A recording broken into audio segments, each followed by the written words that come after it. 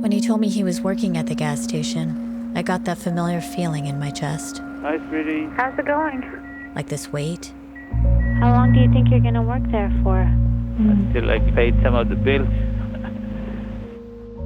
I knew he was treading water, and I knew it couldn't last.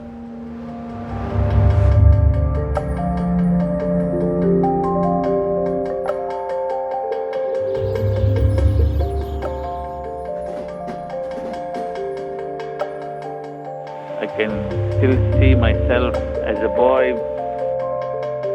I'm hiding here and there, not having food to eat for weeks.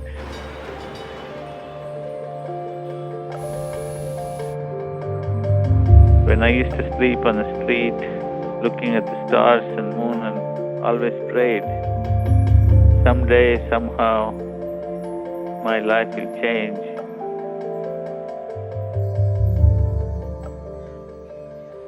God, you answered my prayer. Why now?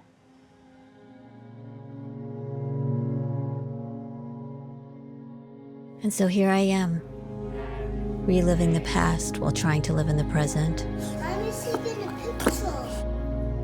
Wondering what it means to be a good father, a good daughter, a good mother. I love you.